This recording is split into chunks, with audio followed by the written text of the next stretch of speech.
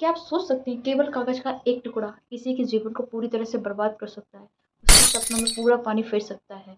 सो hi everyone, मेरा नाम Nancy है। Welcome my YouTube channel prep with Nancy. आज इस वीडियो के माध्यम से हम बात करेंगे यूपी होमगार्ड के बारे में, उसकी रनिंग के बारे में और डीबीपीएसटी के बारे में, जो डीबीपीएसटी अभी चल रहे हैं 13 जुलाई से 6 अगस्त तक। सो इसमें हम बात करेंगे आज डीबीपीएसटी जो चल रही है। तो आज मैं कुछ ऐसी ही लड़कियों से मिली जिनमें से 2-3 लड़कियां बाहर हो चुकी थी, जो बहुत दुखी थी क्योंकि उनके डीबीपीएसटी में केवल एक कागज़ ने उनके सपनों को बेकार कर दिया। वो था कास्ट सर्टिफिकेट। उन लड़कियों में क्या था कि उन्होंने अपनी सेंट्रल का कास्ट सर्टिफिकेट लगा दिया था उस टाइम जो फॉर्म भरे गए थे। फिर उनको पता चला तो उन्होंने अपने यूपी का कास्ट सर्टिफिकेट बनवा लिया, बट वो एक्सेप्ट नहीं कर रहे हैं।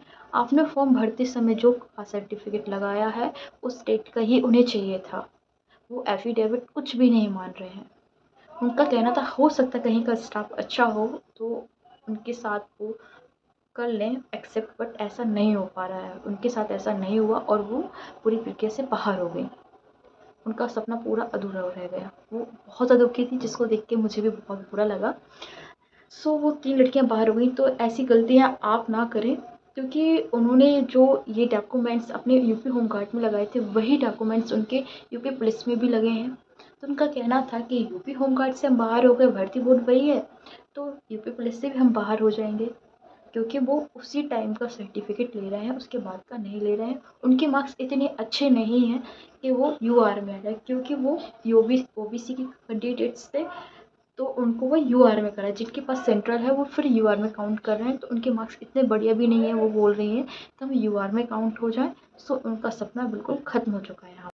लेकिन उन्होंने मुझे एक बात और बताई कि दीदी कि कुछ लोगों के पास सर्टिफिकेट दोनों भी हैं, मगर उन्होंने गलती से सेंट्रल का लगा दिया था।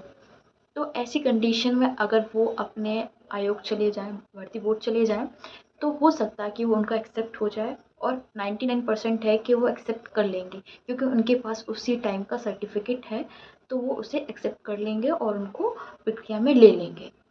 सो अब हम बात करते हैं, डीबीपीएसटी तो चल ही रहे हैं, तो आपको कौन-कौन से डॉक्यूमेंट्स बिल्कुल सही रखने हैं अपने। 3, 2, 1।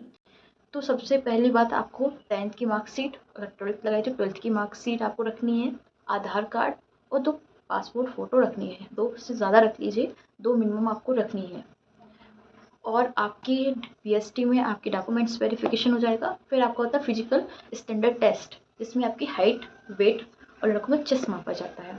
जैसे कि हाइट लड़कियों की 152 होनी चाहिए, अगर वो एसटी हैं तो उनकी छूट है उसमें।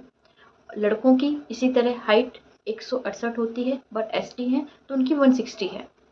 सो आपको लड़कियों का वेट वेट की बात करें तो 40 के नीचे नहीं होना चाहिए। आपके 40 के ऊपर कितना भी हो चलेगा, बट 40 के नीचे नहीं होना चाहिए। और लड़कों का चेस्ट 79 से 84 होता है। बाकी फिर हम बात करते हैं रनिंग की तैयारी कैसे की जाए। तो रनिंग के लिए अब आपको टाइम नहीं मिलेगा। हो सकता है कि अगस्त की लास्ट तक आपकी रनिंग स्टार्ट हो जाए। डीबीपीएसटी तो चल ही रहे हैं आपके 13 जुलाई से 6 अगस्त तक। तो हो सकता है अगर मौसम सही रहा, सब कुछ बढ़िया रहा, तो आपकी रनिंग स्टार्ट हो जाएगी अगस्त के लास्ट में। सो आपकी अपनी रनिंग की, अगर जिनका डीबीपीएसटी क्लियर हो चुका है तो आप अपनी रनिंग स्टार्ट कर देनी चाहिए। आपको थोड़ा-थोड़ा आधा 1 घंटे रोज़ दौड़ना चाहिए। आपकी जितनी भी रनिंग हो रही है उससे ज़्यादा आपको दौड़ना चाहिए। अपना स्टेमिना भी बनाना चाहिए। टाइम मत लगाइए अभी कि टाइम से दौड़ना है। टाइम अपना कम से कम 15-20 दिन पहले आप लगाना शुरू कर दीजिए। अभी थोड़ा टाइम है तो आप अपनी केवल स्टेमिना बनाइए। सो हम इसमें बात करते हैं लड़कों को कितना दौड़ना चाहिए और लड़कियों को कितना दौड़ना चाहिए।